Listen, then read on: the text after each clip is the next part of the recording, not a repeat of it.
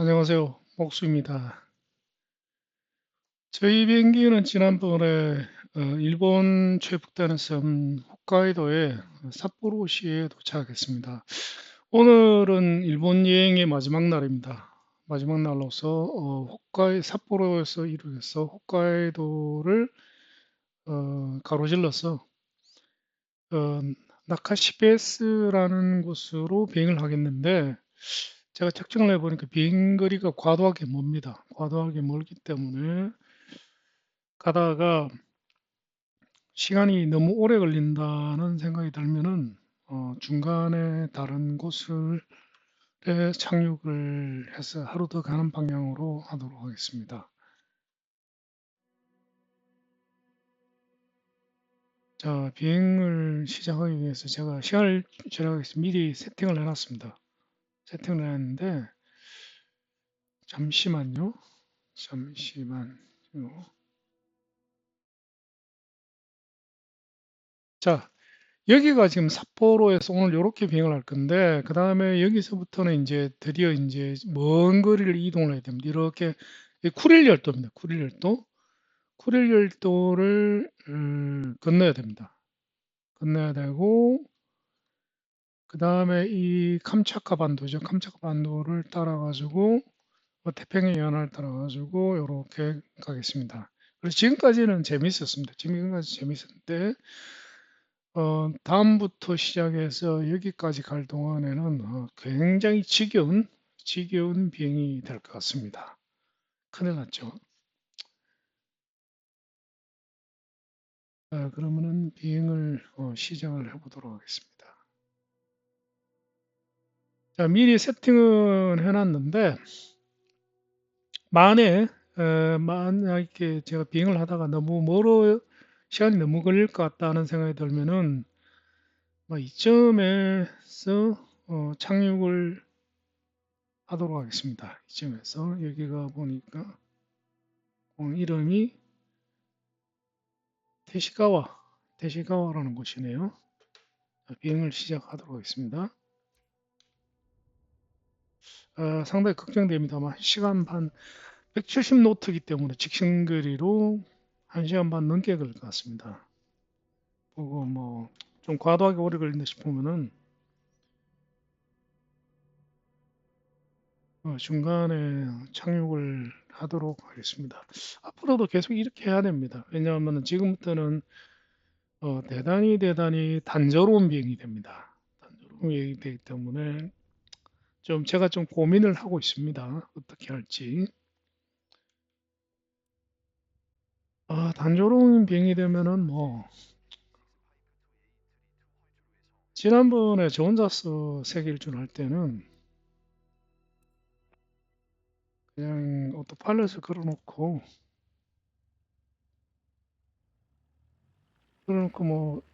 다른 볼일 봤습니다. 정치기면 저 외출하든지. 근데 지금은 그럴 수도 없죠.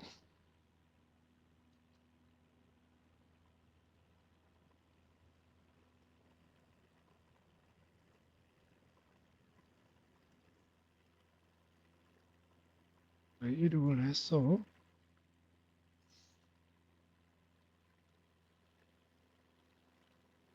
삿포로까지 온 김에 살짝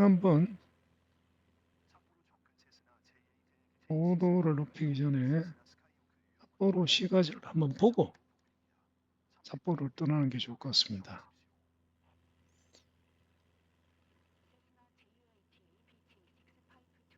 고도를 1000피트 미만으로 해서 삿포로 시가지를 한번 보겠습니다.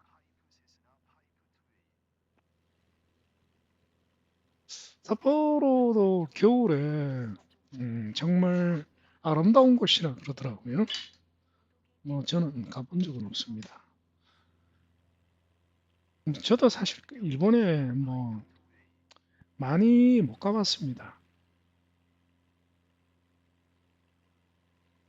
여행을 결혼을 늦게 해가지고 저는 결혼을 40대 후반에 했습니다. 40대 후반에 해가지고 집사람하고 막 이제 여행을 하면서 은퇴도 하고 여행을 하면서 인생을 막 즐기려던 차에 플랩을 자꾸 올리는 까먹습니다. 즐기던 차에 집사람이 큰 병에 걸려가지고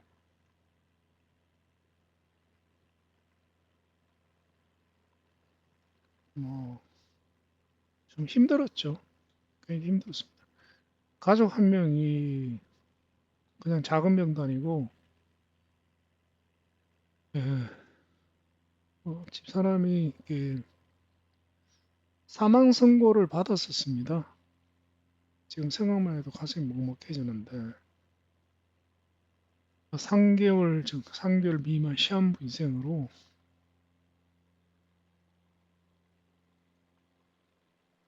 늦게 결혼했는데 집사람이 결혼한 지 얼마 안 돼가지고 3개월 내에 이제 하늘 날아간다는 시한부 선고를 받았으니까 얼마나 충격이 컸겠습니까? 저도 그렇고 집사람도 그렇고. 지금은 그래요. 지금은 집사람이 뭐 살아있는 것만으로도 감사합니다. 집사람하고 저하고는 성격이 정말 정말 안 맞습니다. 어쩜 이렇게 성격이 안 맞을 수 있을까 싶어요. 가치관 자체가 완전히 달라요. 그러다 보니까 저도 그렇고 집사람도 그렇고 마음고생을 심하게 하죠. 가치관이 정반대인 사람 두 사람이 보였으니까.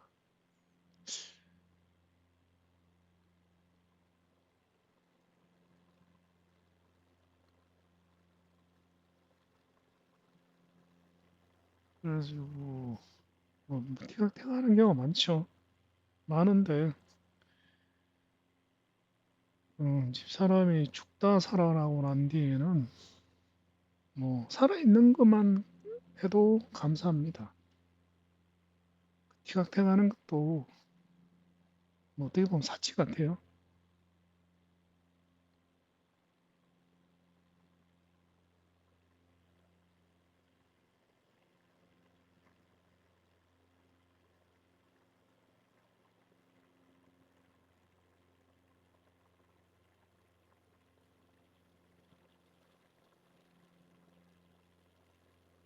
자, 오토파일럿을 걸었습니다. 오토파일럿을 걸었고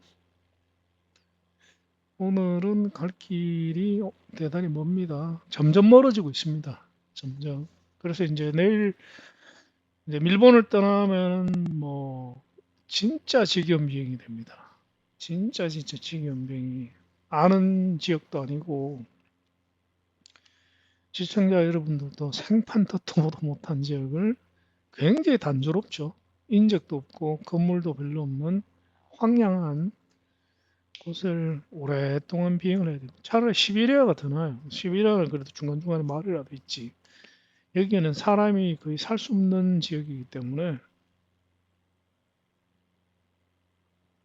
이제 삿포로가 아니라 이제 홋카이도를 떠나면 이제 쿠릴 열도를 따라 가지고 바다에 이제 작은 섬들을 징검다리 건너듯이 이 캄차카이가 엄청나게 오츠카이죠. 오츠카이가 엄청나게 큽니다. 우리나라와 일본을 감싸고 있는 동해보다 훨씬 커요. 그 큰 바다를 이제 쿠릴 열도 섬을 이제 징검다리 건너듯이 깡총깡총 뛰어서 건너야 됩니다. 그 쿠릴열도를 건너는 데만 해도 아마 제가 봐서는 아마 거의 닷새는 건너야 될 거예요. 아마 한 번에 뭐 100, 뭐 200km 정도 건너야 되니까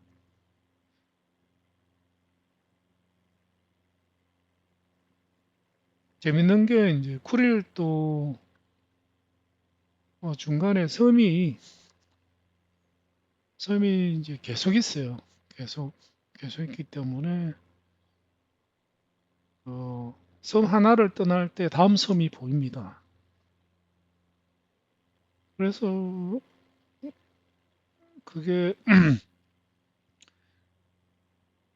저희 지금 세계 일주 경로를 따라가 보면 알게 됩니다. 뭘 알게 되냐 하면은 그 북아메리카의 인디안이 아시안이라는 것을 알게 됩니다. 통나무 배를 타고 이제 아시아 대륙에서 북아메리카 대륙으로 넘어갔다는 것을 확실하게 이해를 하게 됩니다. 왜냐하면 충분히 넘을 수 있어요. 충분히.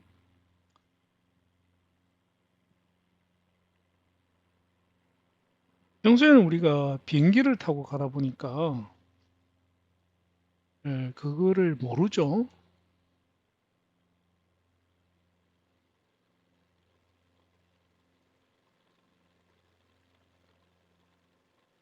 자, 이제 아직까지는 뭐 고도를 높일 필요가 없습니다. 고도를 홋카이도 여기도 이제 온통 뭐 들판이고 이렇게 보면은 뭐 농사를 짓는 곳이라는 표시가 나죠. 그 반듯반듯하게 파도판 모양의 그 논밭이 보입니다. 근데 이제 오츠크해를 건너가지고 캄차크 반도로 들어서면은 이제 거의 이제 인적이 드물기 시작합니다. 드물기 시작하고 이번에 좀 살짝 아쉬움이 남는 게 시간 여유만 되면은 삿포로에서 산린섬을 갔다 오려고 그랬어요. 산린섬을. 산리는 우리가 많이 들어봤잖아요. 근데 뭐 그렇게 하면은 시간이 너무 없을 것 같아요. 생략하기로 했습니다.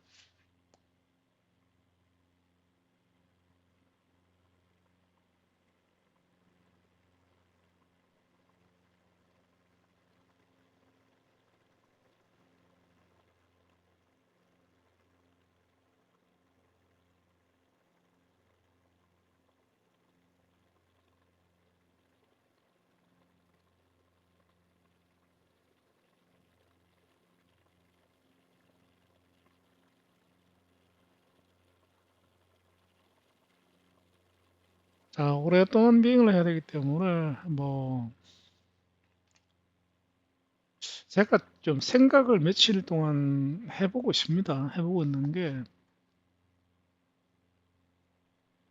그냥 아무 말 없이 그냥 비행하는 영상만 레코딩을 할까 하는 생각을 지금 조금 해보고 있습니다. 그냥 그 비행기 소리만 조금 더 키우고 지금 소리를 제가 줄여놨습니다. 왜냐하면은 비행기 소리가 어중간하면은 노이저로 들려요. 노이저처럼 들리기 때문에 굉장히 귀에 거슬립니다. 그래서 비행기 소리만 나고 일체 제가 어떤 멘트는 하지 않는 방법을 한번 써볼까 아니면 지금 하던 대로 할까 지금 고민 중입니다. 근데 이 둘 다 이게 일장일단이 있어요. 만약에 오디오 그 멘트를 안 넣으면은 저는 굉장히 편해지죠. 굉장히 편해집니다. 그래서 그렇게 찍고 싶은데 그러면 이제 보는 입장에서는 정말 지겨울 거야 아마. 진짜 1분도 보기 힘들 겁니다. 1분도 너무 지겨울 것 같아요. 안 보셔도 뭐 상관없습니다만은.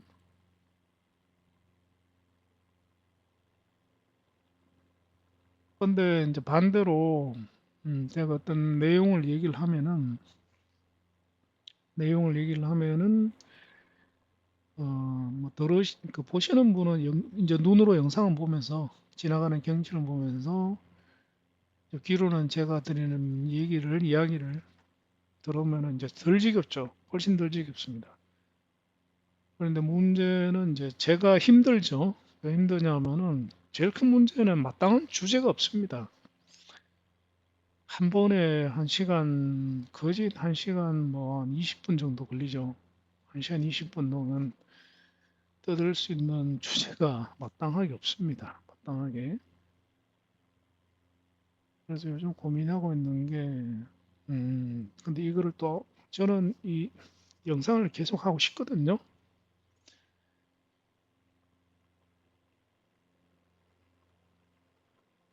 저도 어차피 세계 일주를 하고 싶고 이렇게 그다음에 또 할 때 그 영상을 진짜 남겨놓고 싶어요. 지난번 세계 일주 때 제가 굉장히 후회를 많이 했습니다. 이번에는 영상을 꼭 남겨놓고 싶어요. 자, 이제는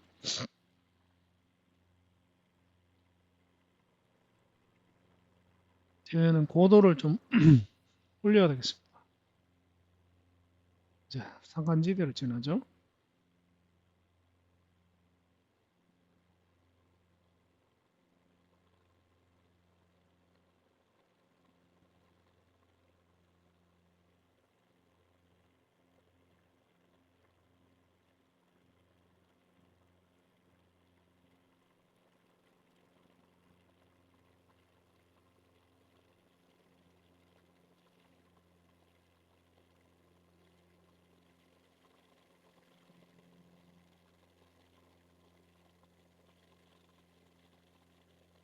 고도를 뭐 한 5,000피트 정도?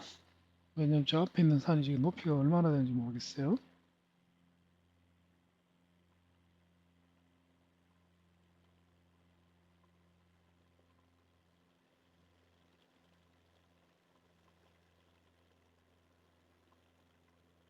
그래서 이제 한 번에 1시간 이상을, 1시간 뭐, 한 20분? 20분을 이야기할 수 있는, 그, 지속적으로 얘기할 수 있는, 그러려면 이제 테마를 이것저것 바꾸면은, 뭐, 테마 찾는 게 또 스트레스입니다. 스트레스라 가지고 꾸준하게 할 수 있는 그런 아이템을 지금 생각하고 있는 중입니다. 생각하고 있는 중.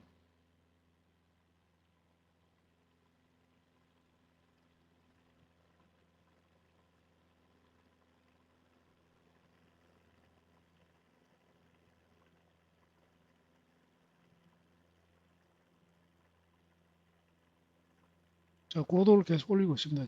저 끝에 보이는 산이 높이가 꽤 돼 보입니다. 제가 봐서는. 뭐 해발 뭐 3,000피트가 넘어 보입니다. 그래가지고 제 고도를 일단은 5,000으로 설정을 해놨습니다. 좀 넉넉한 게 좋습니다. 괜히 너무 빠듯하게 해놓으면 아주 임박해가지고 뭐막 당황하게 됩니다.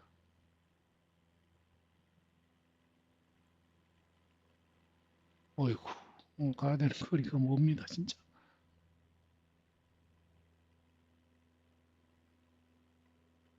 여기서 여기 착륙하는 것도 뭐 나쁘지 않은 방법 같아요. 여기 착륙하는 것도. 왜냐하면 다음번에 여기서 뭐 어차피 여기 볼 거 없습니다. 바로 건너가지고 한 이 정도 가버리면 되니까.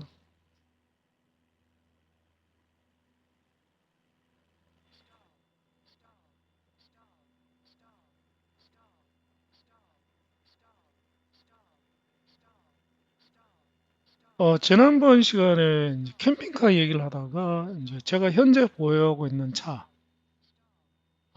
오, 바람이 꽤 부는 모양입니다. 바람이. 와, 바람이 상당히 부는 모양인데 비행기 날리는 거 보시죠? 제가 비행기를, 와,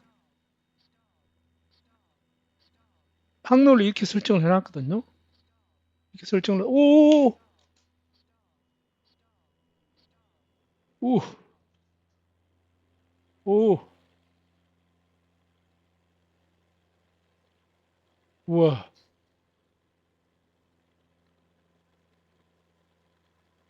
바람이 상당히 붑니다, 지금. 와,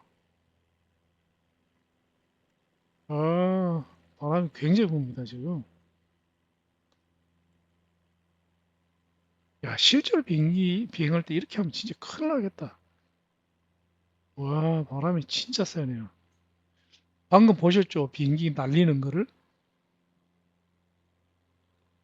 지금 엔진 스로틀을 지금 출력을 최대로 올렸거든요. 최대로 올렸음에도 불구하고,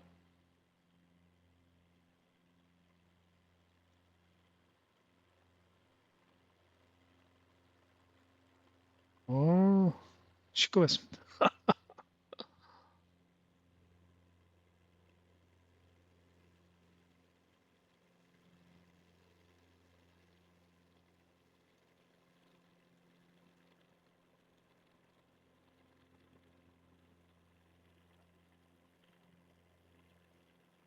아까 스토리 됐었나?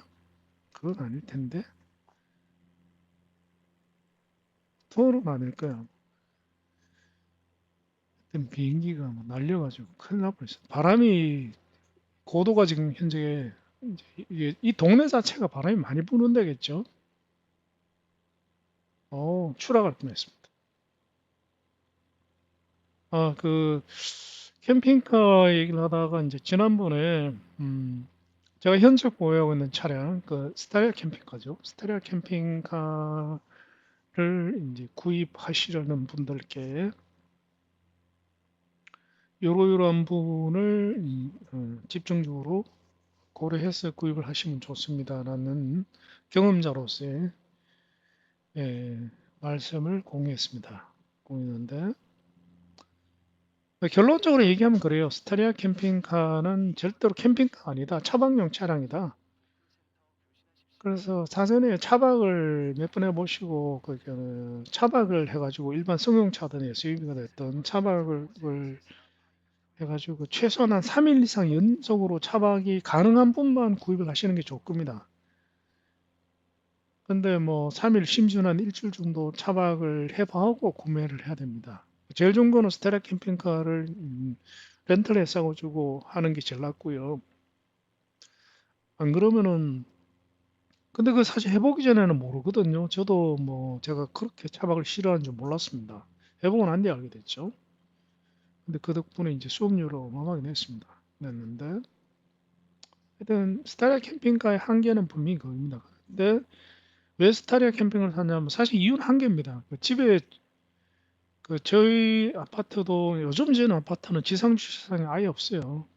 저희 광교 지역의 아파트는 특히 저희는 이제 광교에서 중심가에 살고 있는데 중심가 쪽에는 지하 주차장 이유는 없습니다. 지상 주차장 한 대도 없어요. 그러면은 뭐 스타리아 캠핑카 이유는 답이 없습니다. 스타렉스나 스타리아. 자, 그런데 제가 제일 후회하는 부분이 뭐냐? 제일 후회하는 부분은 뭐냐면은 이제 자 그러면은 이제 아파트에 주차를 못하면은 결국은 월 주차 공간을 사는 수밖에 다른 방법이 없죠. 뭐 뭐 시골이나 소도시 같은 경우에 뭐 공터 이런 데 세우면 된다 그러지만은 뭐 도시에는 그런 데 없습니다. 괜히 그런 데 찾으려 그러면은 찾다가 더 스트레스 받아요. 돈 몇 푼 아끼려고 설사 찾았다 손 치더라도 뭐 계속 여기에 찔끔 저기에 찔끔 이런 것도 스트레스고 더 큰 문제는 저는 그 도덕적인 문제라고 봐요. 그거는 민폐를 끼치는 행동입니다. 내가 행복하자고 내가 주차해 놨는데 만약에 어떤 골목이나 이런 데 주차를 해 놨다 그 동네 사람 입장에서 얼마나 싫겠어요. 그거는 제 생각에는 도덕적인 문제라고 생각해요. 그래서는 안 돼요. 사실을 말든지 샀으면은 뭐 공영 주차장이 됐든 유료 주차장이 됐든 주차장에 세워야 된다는 게 제 생각입니다. 아주 시골에 산다 그러면 모르지만은 그게 아니면은 그거는 기본적 양심의 문제라고 저는 생각을 해요. 자, 그러면은 대부분 이제 지역에 따라 월주차비가 이제 월주차로 해야죠, 반드시. 안 그러면 그것도 또 스트레스니까. 월주차비가 대부분 이제 평균 뭐 한 20만 원 전후입니다. 20만 원, 한 20만 원 잡으면 될 것 같아요, 한 달에. 그래서 뭐 어떤 데는 25만 원 하는 데도 꽤 많습니다. 운이 좋으면 10한 5만 원까지도 갈 수 있겠죠. 최소 15에서 25만 원 정도로 보시면 될 것 같습니다. 월 주차 비용이. 아니면 이제 공영 주차장에 가가지고 이제 주차를 할 때마다 돈을 계속 내는 방법도 있습니다. 그런데 이제 제 생각엔 그래요. 스타리아 캠핑카를 괜히 사는 것보다는 차라리 한 달에 20만 원 정도의 월 주차료를 부담을 하고 캠핑카다운 캠핑카를 사는 게 저는 100% 맞다고 생각합니다. 100%. 왜냐하면은 캠핑카라는 게 최소 뭐 7, 8천입니다. 최소 7, 8천 이상입니다. 7, 8천에서 3억대 후반까지. 그러면은 그게 작은 돈이 아닙니다. 그 큰 돈에 대한 월 이자만 해도 얼마입니까? 월 한 달에 이자만 해도 한 50만 원 잡아야 되죠, 그죠? 1억이라 치면은 한 60만 원. 그러면은 한 달에 매달 60만의 효용 가치가 있어야 됩니다. 근데 실제로는 60만 원 더 들죠. 왜냐하면은 유지비가 또 따로 또 꽤 듭니다. 승용차보다는 유지비가 많이 들어요. 수리비도 아무래도 많이 나오고 또 손볼 때도 이제 목돈이 들어가죠. 자, 봅시다. 고도가 낮습니다. 고도가 빨리 고도 올려야 될 것 같아요.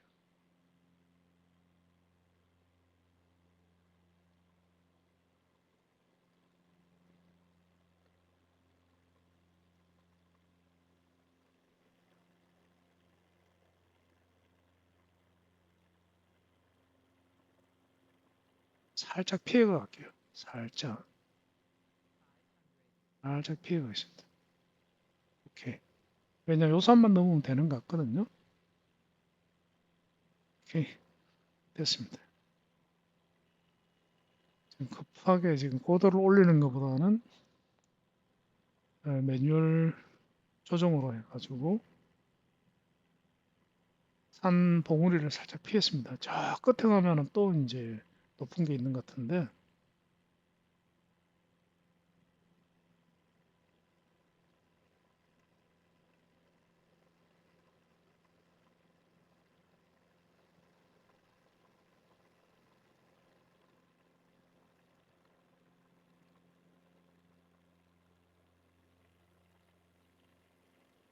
여기도 뭐 아직까지는 홋카이도도 이제 농사를 많이 짓네요 보니까.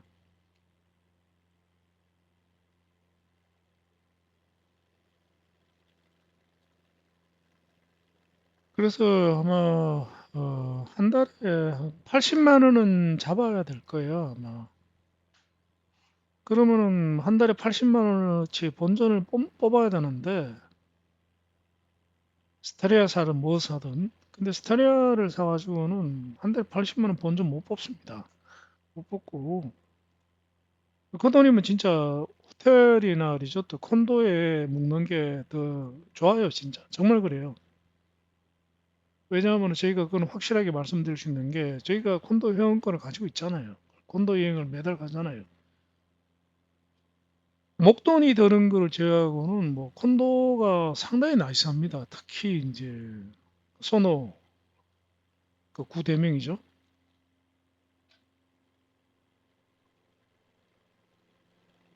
자, 이제 다시 또 오토파일럿 끌어놨습니다. 그래서 캠핑카를 산다면은 저는 결론은 그거예요. 무조건 한 달에 한 20만 원 정도의 주차료를 월 주차비를 각오하고 제대로 된 캠핑카를 사는 게 맞다. 그게 제 결론입니다. 제 결론.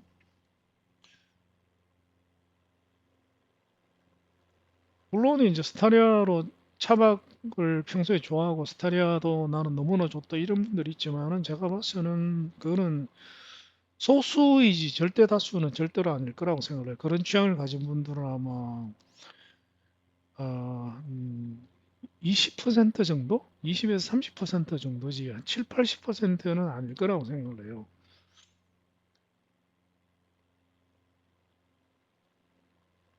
자, 그러면은 이제 그 제대로 된 캠핑카가 이제 종류가 많잖아요. A 클래스도 있고 이제 그 B 클래스도 있고 C 클래스도 있는데 제일 많이 사는 게 C 클래스예요. C 클래스. 포트나 봉고차를 트럭을 개조해서 만든 그 C 클래스. 그다음 A 클래스는 유럽형 모터홈이 제일 유명하죠. 유럽형. 그다음에 이제 B 클래스는 르노 마스터나 솔라티, 심지어는 이제 벤츠 스프린트를 개조했는 건데 요거 세 개를 제외하고 어떻게 보면 B 클래스에 해당되겠죠. 그다음에 또 이제 포션이 큰 게 이제 카운티입니다. 카운티. 버스 캠핑카죠. 버스 캠핑카. 뭐 큰 캠핑카를 개조해서 타시는 분들도 있지만은 뭐 큰 캠핑카는 제가 봐서는 편리함이나 이런 거는 끝내주죠. 완전 집, 진짜 집이죠. 그 집인데 두 가지 면에서 저는 별로라고 생각합니다. 첫 번째는 기름값이 제가 알기로는 많이 나올 겁니다, 분명히. 아마 서울에서 부산을 간다. 기름값만 한 100만 원 나올 것 같아요.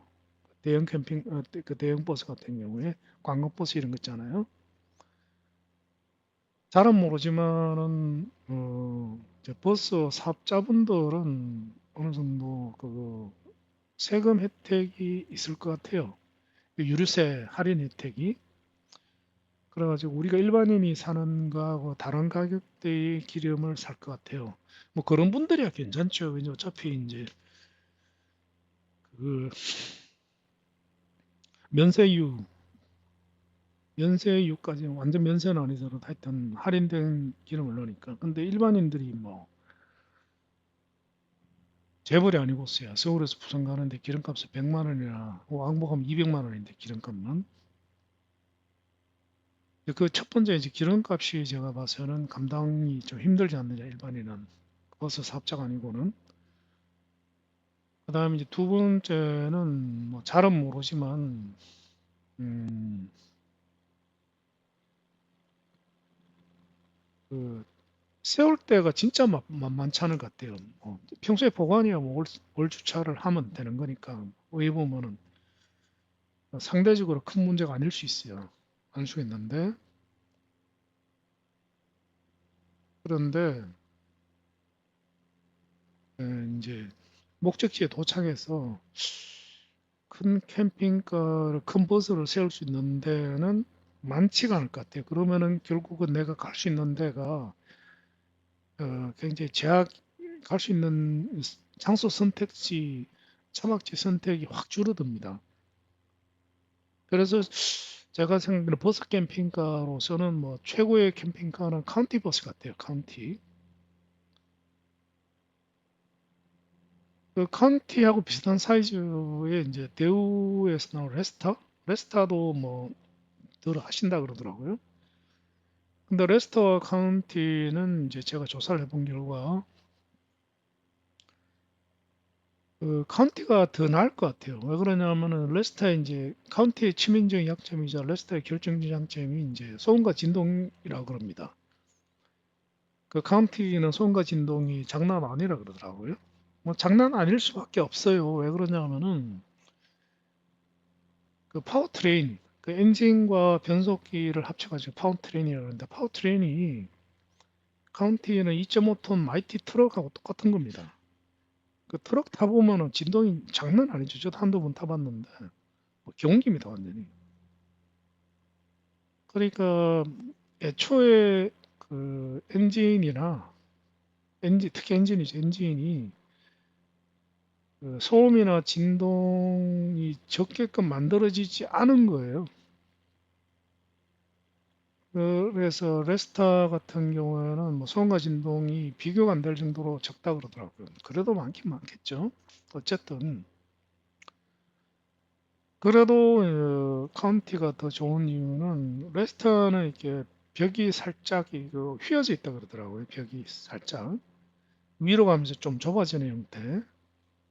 카운티는 거기에 비해서 훨씬 이제 그 벽이 이제 수직에 가깝기 때문에 결론적으로 실내 공간이 그 레스터는 넓게 안 나온다 그러더라고요. 그거는 진짜 치명적입니다. 저라면은 무조건 카운티 삽니다. 왜 그러냐면은 아니 실내 공간 때문에 내가 그 멀쩡한 스타리아 캠핑카 놔두고 지금 버스 캠핑카 사는 마당에 실내 공간이 좁아진다? 그거는 절대로 용납이 안 되죠. 그래서 베이스 차량은 어, 카운티가 제가 보기에는 제일 괜찮은 것 같아요. 그리고 또 사이즈도 카운티가 딱 적당한 것 같습니다. 왜냐하면은 폭이야 뭐 어차피 다 거기서 거긴데 중요한 이제 길이죠, 길이. 주차를 생각하면 이제 길이가 제일 중요하죠. 중요한데 뭐 7m 미만이면은 제일 낫죠. 그런데 뭐 7m 미만이 되면은 이제 그 실내가 너무 좁습니다. 좁아져 가지고 뭐 답답하죠. 그래서 버스 캠핑카의 메리트가 이제 확 없어집니다. 확 없어지는데 결국은 이제 7m는 뭐 현실성 없는 길이 같고요. 그 다음에 음, 이제 그러면 어느 정도가 좋냐? 그 경험자분들의 얘기를 들어보면은 잠시만요.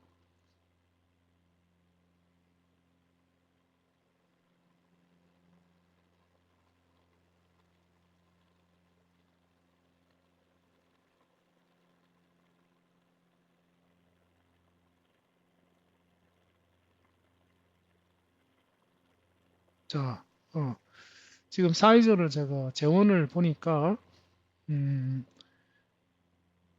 롱바디가 어, 7.71m라고 합니다. 길이가. 8m 좀 안 된다, 그죠? 근데 왜 이렇게 길, 다들 왔다 갔다 해. 어떤 사람은 이렇게 얘기하고, 어떤 사람은 저렇게 얘기하고.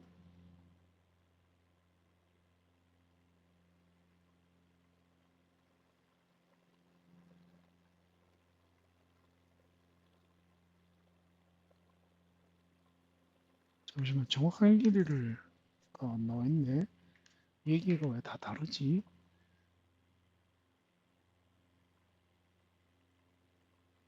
어떤 사람은 7.1m라 그러는데, 이거는 제가 아닌 것 같아요. 이거는.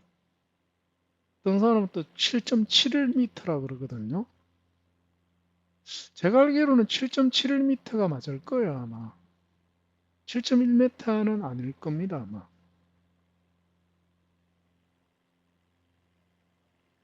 7.71m, 7.1m 같으면 진짜 좋죠. 짧은 거죠, 그거는. 음,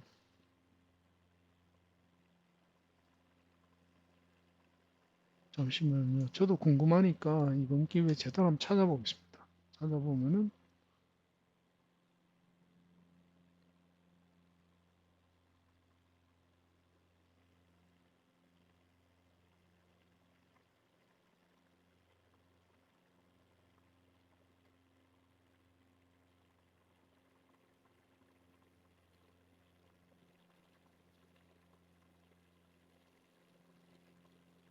음, 7.1m라고 얘기하는 사람도 있고, 7.7m라고 얘기하는 사람도 있네요.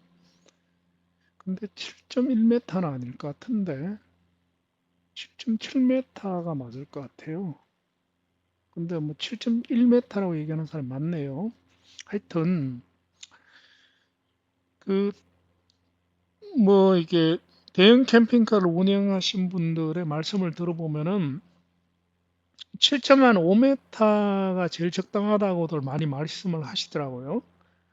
8m가 되면 8m가 이제 넘으면은 이제 부담스러워진답니다. 부담스러워지고 그다음에 이제 7.7m 정도 되면은 너무 좀 작고 그래서 7.5m 정도가 가장 이제 적절하다. 그러니까 내부 넓이도 충분히 나오면서도 이제 주차 이제 살짝 눈치는 보이죠 아무래도. 그 주차선을 살짝 넘는데 이제 한쪽에 주차하면은 크게 남한테 이제 민폐가 안 되는 정도다. 아예 물론 이제 승용차만 주차할 수 있는 주차장에서는 당연히 들어가면 안 되겠죠. 근데 그게 아니고 약간의 양해를 구한다면은 근데 뭐 보통 뭐 그 좀 우리가 캠핑을 가고자 하는 곳에 거의 대부분 이제 지방이거나 이런 곳이기 때문에 그게 그렇게까지 이제 민폐가 되는 건 아니죠. 살짝 뭐 양해를 구하는 정도면 되죠. 그 정도면은. 그래서 사이즈도 이제 카운티도 이제 숏바디가 있고 롱바디가 있고 초장축이 또 있죠. 더 늘어났는 거. 근데 숏바디는 너무 작고 실내가 너무 좁아지고 롱바디 정도가 제일 적당하다고 그러더라고요. 그래서 베스 차량은 카운티 롱바디가 제일 적당하다. 그리고 또 이제 그 사이즈로서 제일 적당하다 이거죠. 사이즈로서. 그 실내가 충분히 넓게 나오면서도 또 그 주차할 때 너무 남한테 민폐를 끼치거나 그래서 이제 주차 자체가 아예 안 되는 곳이 거의 없는 별로 없는, 거기까지는 아니고 별로 없는 그런 적절한 사이즈다 이거죠. 그 다음에 또 하나는 뭐냐면 이게 그 트럭이나 이게 카운티도 원래 나온 게 이제 승합차로 나왔죠. 그러니까는 뭐 학원 차량 그러한 이제 상용 차량들이 이게 저렴합니다. 왜냐하면은 사업용 차량은 이제 돈을 벌어야 되는 차이기 때문에 럭셔리카가 아닙니다. 그래서 이제 그 유지 보수 비용이 저렴하게 나옵니다.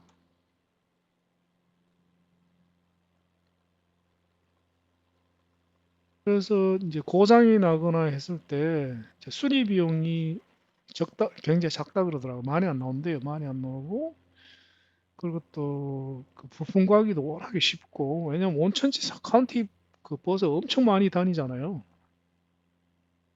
그래서 수리비도 적고 싸게 먹히고 유지비 수 비용도 적고 그리고 이제 연비가 이제 SUV보다 더 좀 안 좋은 정도 그 대형 버스보다는 훨씬 작죠 연비가 그래서 뭐 연비가 뭐 아마 한 6, 7km 정도 운전 잘 하시는 분들은 뭐 10km까지도 나온다 그러는데 그래서 이제 유류대도 나쁘지 않다 이거죠. 그것도 무시 못 합니다. 왜냐하면은 이제 캠핑카를 몰고 다니면 보통 이제 무조건 장거리를 다니기 때문에 연비가 이제 진짜 무시 못 합니다. 그 다음에 이제 또 하나 이제 굉장히 중요한 거죠. 중요한 게 뭐냐면은,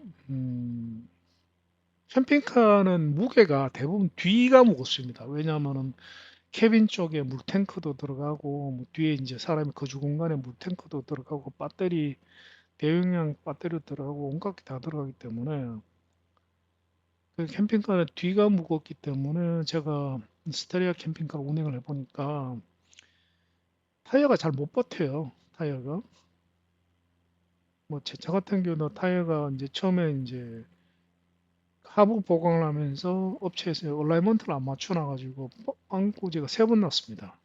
또 얼라이먼트가 안 맞으니까 빵꾸가 나더라고. 차가 이제 편마모가 일어나 가지고 그래서 얼라이먼트 안 맞는 게 제일 큰 이유였지만은 이제 또 다른 한편으로 무게가 워낙 과중해서 그런 것도 분명히 있는 것 같아요.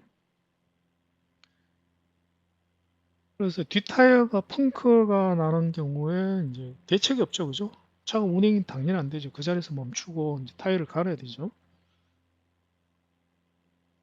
그런데 그리고 또 하나 문제는 뭐냐면은 이제 눈이 오거나 내지는 이제 그럴 때 이제 차가 이제 불안정해지죠. 불안정해서 이제 위험합니다. 위험하고 특히 이제 약간 그 겨울철에 동계 시즌에 이제 경사지를 올라가야 되는 경우가 꽤 자주 있죠. 언덕길을 예를 들어 가지고 뭐 강 밑으로 내려갔는데 강변으로 내려갔다가 다시 강둑으로 올라온다 이런 경우가 흔하게 발생되죠.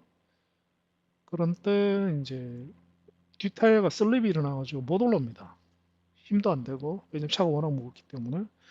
그런데 카운티는 제가 봐서는 그 걱정을 안 해도 될 것 같아요. 왜 그러냐면은 첫 번째 힘은 넘쳐나겠죠.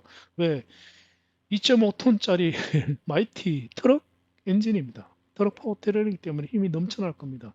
뭐 힘이 모자라가지고 못 올라온다. 뭐 이런 거는 제가 아예 생각을 안 해도 될 것 같아요. 뭐 캠핑카로 개조했을 경우에 무게가 만 5톤에서 6톤인가 치고 뭐 2.5톤 마이티가 원래는 이제 공식적으로는 2.5톤이지만 그런데 실제로는 뭐 훨씬 더 가죠. 왜냐면 1톤 포터 트럭도 뭐 한 3톤까지도 충분히 끌죠. 그래서 힘이 충분하고 그다음에 또 하나 이제 굉장히 큰 장점인데 뒷 타이어가 이제 복륜입니다. 복륜. 그 뒤가 타이어가 2개가 아니라 4개죠. 바퀴가. 이거는 진짜 큰 장점이에요. 진짜 큰 장점. 왜냐하면은 일단은 뭐 차가 아무리 무거워져도 타이어에 아무런 문제가 없죠.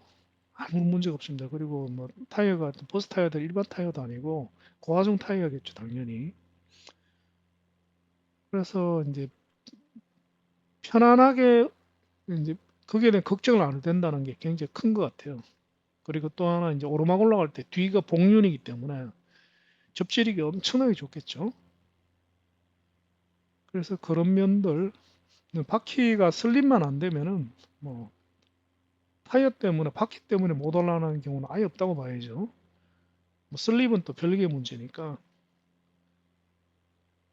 그래서 그 이제 카운티는 제가 봐서는 완벽한 버스 캠핑카 개조용 차량이라고 볼 수가 있습니다. 이제 유일한 단점은 뭐냐? 이것도 이제 큰 단점인 것 같아요. 단점 뭐냐면은 이제 운전석 쪽이 춥고 시끄럽다는 거죠. 진동이 심하고 시끄럽다 이거죠. 왜 그러냐면 운전석하고 조수석 가운데 살짝 뒤에 볼록하게 이제 엔진 룸 있죠. 그래서 엔진이 바로 옆에 있으니까 엔진의 소음과 진동이 고란스레 느껴지죠. 그래서 되게 시끄러울 거고 진동도 달달달달 거린다 이거죠. 거의 뭐 경운기 생각하면 될 것 같아요. 그래서 그거는 또 이렇게 방음을 하기도 쉽지는 않을 것 같아요. 어느 정도 방음은 가능한데 어느 정도 이상 방음은 제가 보잖아 분명히 한계가 분명히 있을 거라고 저는 생각해요. 왜냐하면은 이제 진동 때문에 생기는 이제 노이즈는 없애기 힘들거든요. 왜냐하면 차체를 붙잡고 흔들어 보기 때문에. 그 다음에 또 하나 이제 운행하는 분들의 이제 들을 얘기로는 겨울철 이제 겨울이 문제죠. 동계 시즌에 이게 엔진이 잘 식는다 그러더라고요. 달리면은 한 시속 한 8, 90km 넘어가면은 이제 앞에서 오는 찬바람 때문에 그 카운티 버스의 이제 구조가 앞에서 라지에이터 쪽에서 바람이 들어오면은 바로 엔진이 있습니다. 바로 엔진이 있기 때문에 그 냉각이 굉장히 잘 되는 구조가 되어 있기 때문에 겨울 되면은 달리면 무조건 엔진이 식어버리기 때문에 그 앞에 운전석 조수석에 이제 춥다 그러더라고요. 안 달리면은 괜찮은데 달리면은 춥대요. 근데 안 달릴 수가 없잖아요. 고속도로 가가지고 멀리 가야 되는데 그리고 또 이제 그거를 방음을 하기도 또 쉽지 않다고 그러더라고요. 왜냐면 여러 가지 구조상 한마디로 저렴한 차량이다 보니까 허접하게 만들어낸 거죠. 허접하게. 그래서 근데 뭐 아까도 얘기했지만은 캠핑카로 이제 그 여행을 떠나면은 대부분 장거리죠. 뭐 캠핑카 타고 뭐 그것도 특히나 버스 캠핑카를 몰고 나와가지고 뭐 1시간 거리 갈 리는 없잖아요. 뭐 보통 뭐 3시간, 4시간, 심지어 한 5시간을 갈 게 불보듯 뻔한데 겨울에 춥다 이거는 치명적인 약점으로 보입니다. 뭐 하여튼 뭐 그런 단점이 이제 그런데 장점이 제가 보기엔 더 많은 것 같아요. 장점이 한 90%, 단점이 한 10%이 정도로 보이는 차량 같습니다. 그 단점 부분은 이제 추가적인 보강 작업을 통해서 어느 정도는 또 좀 줄여줄 수 있고요. 완전히 없애는 거 불가능하고 뭐 소음이나 진동 그다음에 이제 난방 문제의 한 뭐 50% 정도는 보강 작업으로 좀 줄일 수 있을 것 같아요. 그 정도 되면은 이제 타협할 만하거든요. 왜냐 장점이 워낙 많은 차량이기 때문에. 그 다음에 이제 자 그러면 베스 차량을 그 카운티 버스로 선택했다 치고 그리고 버스 사이즈는 장축이 가장 적당하다 그러더라고요. 그 롱캡이죠. 롱바디가 제일 적당하다 그러더라고요. 그 다음에 이제 개조를 어떻게 할 것인가가 이제 또 굉장히 중요한 것 같아요. 개조를. 근데 실제로 제가 카운티 버스 안에 몇 번 들어봤거든요. 몇 번 이제 타봤어요. 타보니까 이게 사이즈가 그 구조가 굉장히 중요한 것 같아요. 왜 그러냐면은 사이즈가 그렇게 크지가 않아요. 의외로 실내가 별로 안 큽니다. 의외로 원래 의외로 별로 안 크기 때문에 그 구조를 잘 만들면은 꽤 쓸만한데 구조를 조금만 잘못 만들면은 차라리 C클래스 캠핑카를 사는 게 월등하게 좋을 것 같아요. 월등하게. 그래서 구조가 굉장히 중요한 것 같습니다. 그래서 아무 업체나 선택을 하면 안 될 것 같아요. 왜 그러냐면 업체들마다 본인들의 이제 고유한 개조 방식 구조가 있습니다. 그래서 한 업체에서 뭐 구조를 이렇게도 하고 저렇게도 하는 업체는 없는 것 같아요. 약간의 변경은 모르겠는데 전체적인 레이아웃을 계속 같은 레이아웃을 가져가지. 그러면 이제 구조를 어떻게 해야 되느냐? 이제 구조가 중요한 이유는 제가 봐서 크게 두 가지가 있습니다. 첫 번째는 뭐냐 하면은 제일 중요한 거, 그 운전석과 뒤에 생활 공간을 확실하게 분리를 해야 돼요. 이거는 굉장히 중요한 것 같습니다. 굉장히. 왜 그러냐면은 제가 운행을 해보니까 캠핑카에서 이제 제일 중요한 게 뭐냐? 딱 한 개만 짚어라. 넘버원이 뭐냐? 프라이어리티 넘버원이 뭐냐? 이거는 겨울에 춥지 않아야 된다는 거라고 저는 생각합니다. 뭐 전기도 중요한데 전기보다 더 중요한 게 겨울철 난방만큼 중요한 건 없다고 생각해요. 왜냐하면 겨울철에 난방이 어느 정도 안 되면은 그 이용이 불가능합니다. 실내가 영하로 내려가는데 어떻게 자겠어요?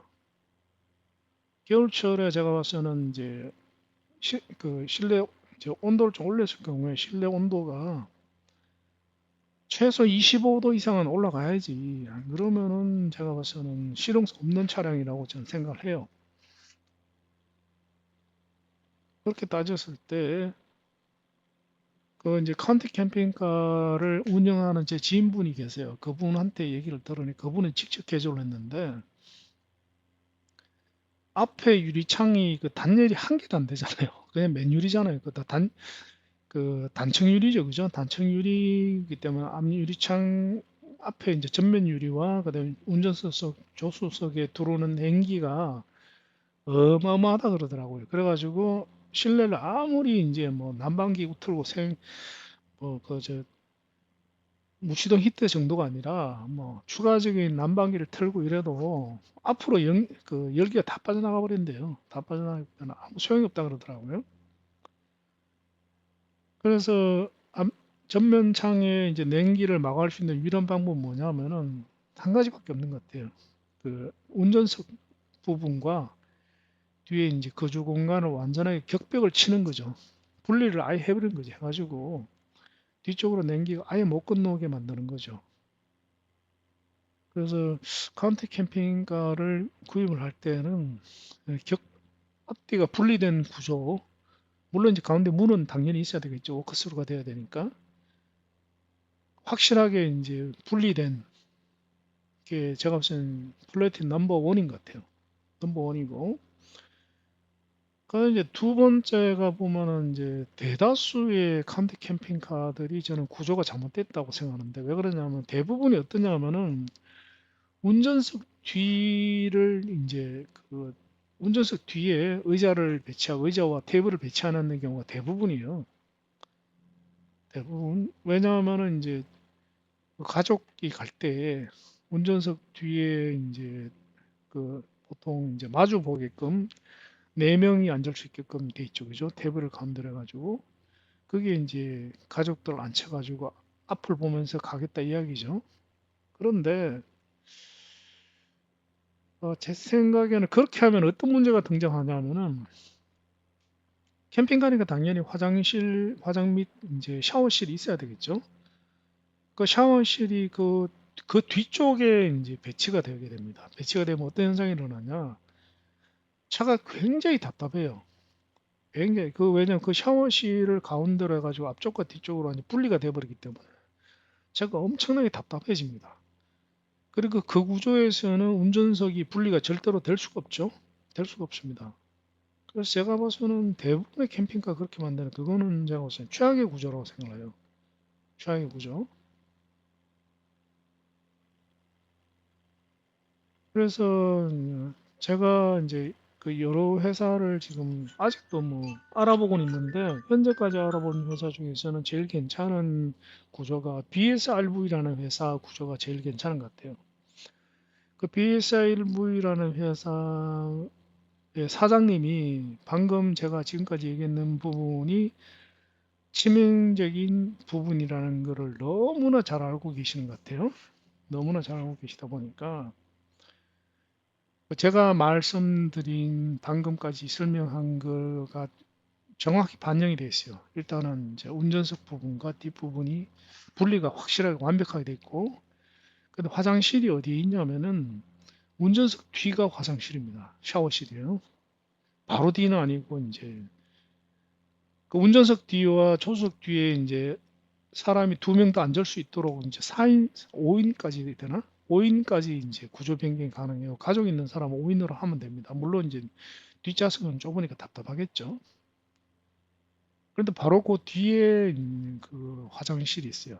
샤워실이. 그래서 그 옆에 이제 큰 출입문으로 이제 들어가면은 출입문으로 말자 바로 맞은편에 화장실, 샤워실이 있는 거예요. 그리고 그 왼쪽, 그 뒤쪽은 뻥 뚫린 공간이에요. 한 통으로 완전히 뻥 뚫려 있어요. 그러니까 제가 직접 그 업체를 방문해 가지고 이제 한번 타봤습니다. 운행을 해본 건 아니고 그게 한 뭐 사장님하고 면담한다고 한 30분 정도 앉아서 이제 상담을 했는데 구조 괜찮아요, 진짜. 전혀 답답하지 않습니다. 그리고 이분이 핵심을 아시는 것 같아. 핵심을 아는 게 그 냉장고도 물론 이제 그 큰 냉장고를 원하면은 이제 넣어주는데 디폴트로는 냉장고 이제 낮은 냉장고 두 개를 넣어놨어요. 두 개를. 왜 그렇게 해놨냐면은 이제 냉장고가 들어가면 그 냉장고가 이제 천장까지 올라가면은 답답해진다 이거죠. 제가 그거 진짜 100% 저는 맞는 얘기라고 생각합니다. 왜냐하면 카운티가 롱바디라도 절대로 안 넓어요. 공간이 타보면은 답답합니다. 그래서 개방감이 진짜 중요하거든요. 그래서 그 점에서는 제가 봤을 때는 진짜 완벽한 것 같아요. 완벽. 그 현재로서는 아마 제가 산 다음에는 BSRV에 이제 의뢰를 할 것 같아요. 현재로서는. 제가 이제 찾아본 업체 중에서는 제일 제 목표치에 근접한 차이 같아요. 그 다음에 또 하나 이제 굉장히 중요한 부분입니다. 대단히 중요한 부분이 뭐냐면은 자, 오늘은 무리하지 말고 여기서 착륙을 할게요. 왜냐하면은 지금 현재 시간은 이까지 가도 되는 시간인데 굳이 이까지 갈 이유는 없을 것 같아요. 왜냐하면 다음번에 어차피 여기 뭐 볼 게 없거든요. 우선 볼 게 없기 때문에 여기에서 다음번에 여기서 이래 가지고 바로 이리로 가버리면 됩니다. 가버리면 되기 때문에 그냥 여기서 오늘 착륙하도록 하겠습니다. 자, 다음번을 위해서 여기 자 보자. 이쯤까지 가면 되겠다. 다음번에. 자, 여기에 잠시만요. 다음번에 휴일에 여기에 공항이 하나 있고 끝에 하나 더 있어야 되는데 없네.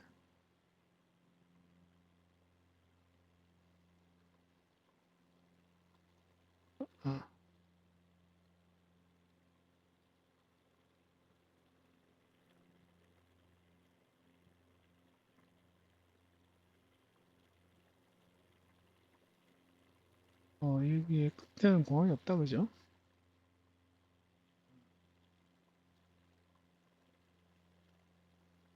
뭐 잘 됐네. 예. 다음번에 여기까지만 가도록 하겠습니다. 여기까지만. 너무 짧은 느낌은 좀 있긴 있습니다만 아니요 아주 짧지도 않네요. 딱 좋네요. 예. 시험 확인하자.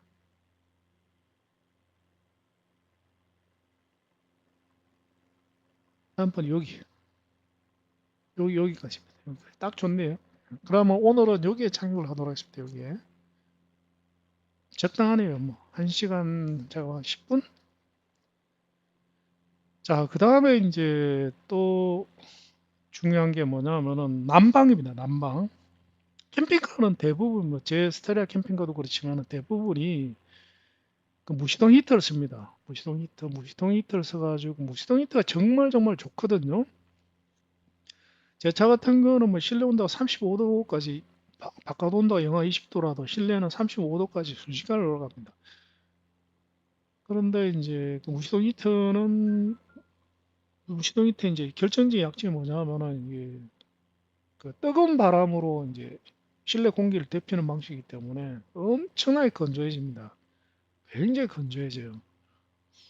그 스타리아 캠핑카 같은 경우는 제가 그래서 이제 대용량 가습기를 씁니다. 대용량 가습기를. 근데 대용량 가습기를 써도 이제 좁은 스타리아인데도 습도 올리는 게 쉽지가 않을 정도로 건조해요. 무시동 히터는 뭐 습도를 뚝뚝뚝뚝 떨어뜨린다 생각하시면 돼요. 근데 습도 떨어지면은 굉장히 괴로워요. 코 막히고 목 아프고 난리 납니다. 그런데 이 카운티 같은 경우는 이제 실내가 훨씬 크죠, 스타리아보다는. 그렇기 때문에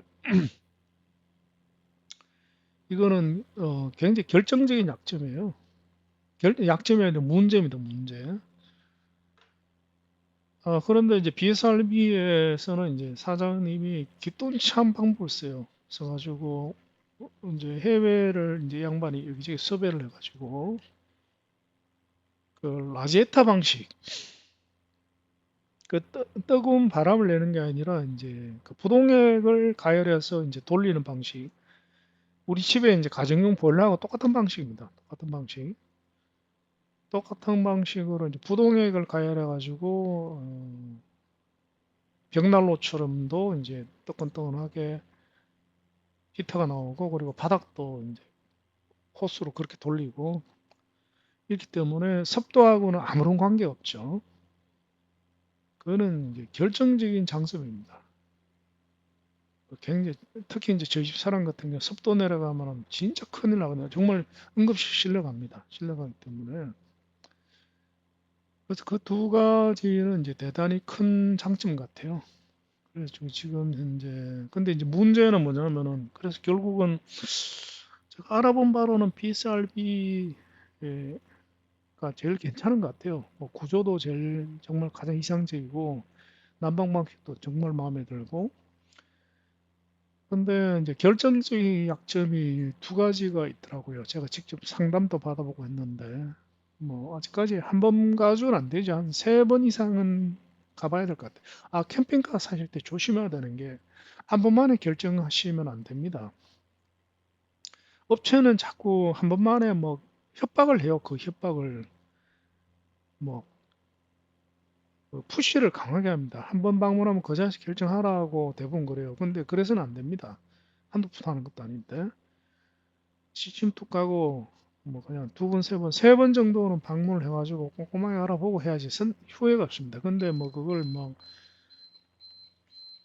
자꾸 협박을 해가지고 막 푸시해가지고 뭐 두 번 가고 세 번 가면 쉬라고 이러면은 그 업체는 제가 보기엔 문제가 있는 업체예요. 그런 업체는 아예 계약을 안 한 게 저는 옳다고 봅니다. 왜냐하면은 어, 업체들이 제일 친절한 때가 언제입니까? 계약할 때입니다. 계약하고 나면은 뭐 진짜 안 그런 업체 있으면 나오라 그래봐요, 진짜. 특히 우리나라 업체들. 계약하고 나면 완전히 갑과 을이 바뀝니다. 답답한 거는 고객이지 업체가 답답한 게 왜냐면 팔아먹었는데 요즘에 틱틱거리고 난리 납니다. 친절하게 말은 다 친절하다 그러죠. 근데 제가 계약하고 난 뒤에 구입하고 난 뒤에 친절한 업체는 단 한 군데도 못 봤습니다. 뭐 유튜브에서는 뭐 끝까지 책임진다 이러는데 그냥 광고하려고 하는 이제 헛소리고요. 실제로 그런 업체는 존재하지 않아요. 최소한 또 한국에서는 존재하지 않습니다. 그래서 믿음은 의범 순진한 얘기죠. 믿음은 그 순진한 거라고 저는 생각해요. 하여튼 그래서 이제 어느 정도 방어적으로 대할 필요가 분명히 있기 때문에 세 번은 가봐야 된다고 생각을 해요. 근데 어쨌건 BSRB는 이제 한 번 방문했기 때문에 한 두 번 정도 더 방문을 하고 이제 살지 말지 결정을 할 계획인데 뭐 BSRB가 만약에 정 마음에 안 들고 뭐 특히 태도가 마음에 안 들면 저는 뭐 유럽형 모터홈으로 갑니다. 차라리 돈 뭐 더 쓰는 게 더 수고하는 게 맞지. 내 돈 쓰고 뭐 내 돈 쓰는데 내 마음대로 해야죠. 이제 두 가지 약점이 뭐냐면 비싸요. 비쌉니다. 제가 봤을 때는 한 1,000만 원 정도 그, 대충 이제 음, 뭐 구조나 뭐 퀄리티 이런 걸 감안하면은 대충 이제 이 정도 금액이면 적당하겠다라는 무조건 싸게 하자는 얘기가 아니라 이 정도 금액이면은 충분히 시공도 가능하고 업체도 이익을 좀 어느 정도 꽤 남기고 그런 이제 예측이 가능하죠. 특히 저도 뭐 엔지니어이기 때문에 뭐 자재비 다 알고 뭐 인건비 얼마인지 다 아는 판국이기 때문에 그래서 타당성 있는 금액보다 제가 봤을 때는 한 거의 한 1,000만 원은 더 비싼 것 같아요. 1,000만 원은. 자, 슬슬 이제 착륙을 하면서 대화를 나누도록 하겠습니다. 그래서 좀 비싼 편이다. 이게 이제 일단 첫 번째 문제고요. 근데 그보다 더 큰 문제가 있습니다. 더 큰 문제가 그 만약에 이제 그 모든 게 완벽하다면은 그 충분히 만족스럽다면 1,000만 원은 저는 더 쓸 수 있다고 저는 생각을 해요. 왜냐하면은 모든 게 만족스러우면은 1,000만 원의 값어치를 분명히 하거든요. 만족에 대한 값어치를 1,000만 원으로 산정해도 괜찮다고 생각을 해요. 그런데 1,000만 원을 더 주고 만족하지 않는다면은 그거는 이제 제가 안 하는 게 맞다고 생각을 하거든요. 그러니까 의회 보면은 사장님이 무리수를 두는 게 아닌가 하는 생각이 들어요. 뭐 1,000만 원이나 더 비싼 거는 누구나 다 알죠. 왜냐 감이라는 게 있으니까. 그러면은 당연히 이제 그 1,000만 원어치만큼 까다로워지는 거는 너무나 어떻게 보면은 합리적인 거잖아요. 당연한 권리죠. 그래서 사장님이 거기에 대한 각오는 하셔야 된다고 저는 생각을 해요. 그게 맞잖아요.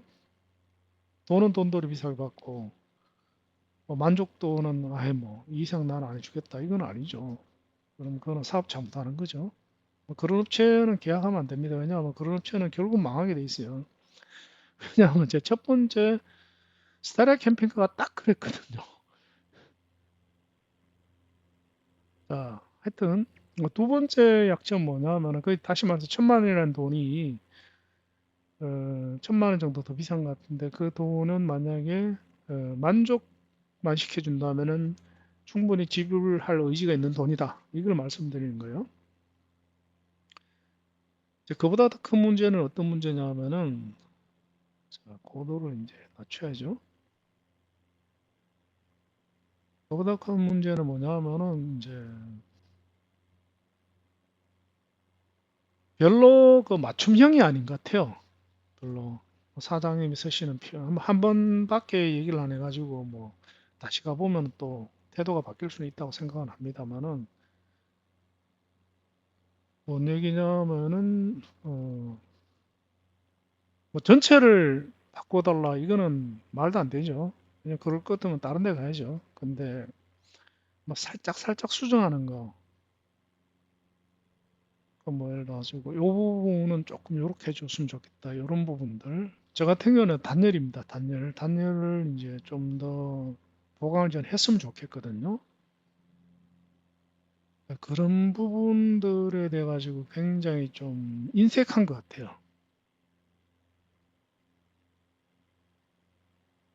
그래서 그거는 굉장히 제가 보면 굉장히 치명적인 문제 같아요. 굉장히.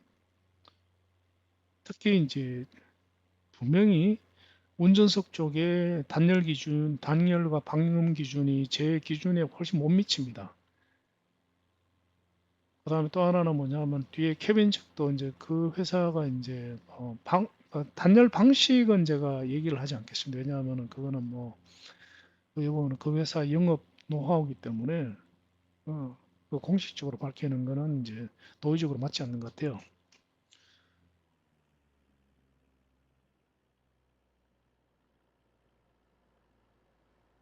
자, 이제 착륙을 하겠습니다.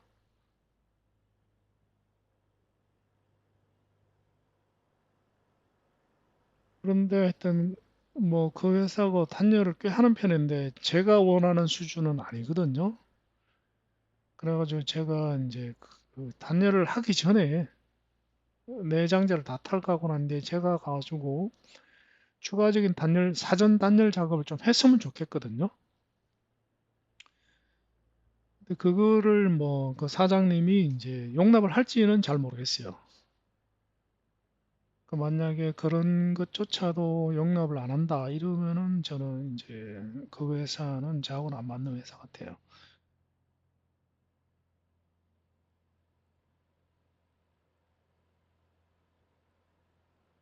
뭐 버스, 캠핑카의 뭐 색상 부분도 모르겠습니다. 색상 부분도 저는 이제 살짝 바꿨으면 좋겠거든. 많이는 아니더라도 그런 부분을 이제 어떤 요구사항을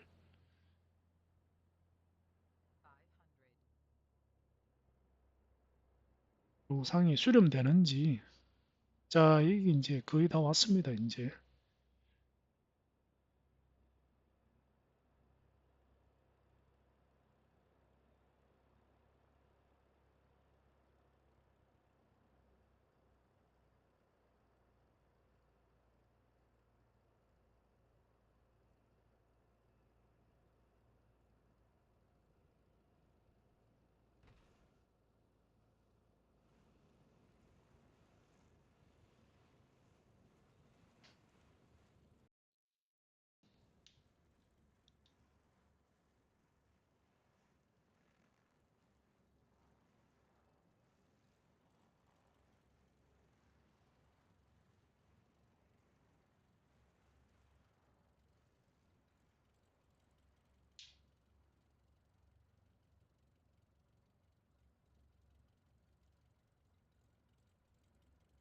아따, 주변 경치 아름답다, 그죠?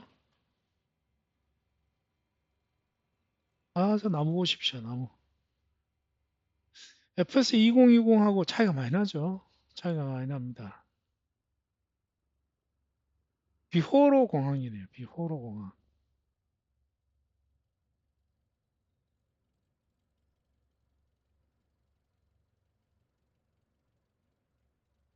자, 이렇게 해서 오늘은 마지막이 아니네요. 일본의 거의 마지막. 아, 마지막이 맞습니다. 왜냐하면 다음 마지막은 아니네요. 왜냐하면은 이게 한 개, 두 개, 세 개, 여기까지, 여기 정도까지가 일본 영토인 걸로 알고 있거든요. 이게 지금 쿠릴 열도는 지금 러시아하고 분쟁 지역이죠.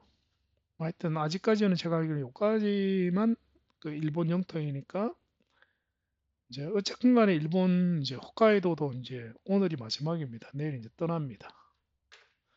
자, 시동을 끄고요. 자, 이렇게 해서 오늘은 일본의 마지막 여행, 마지막 여행을 해봤습니다. 다음 시간에 뵙도록 하겠습니다. 지금까지 목수였습니다.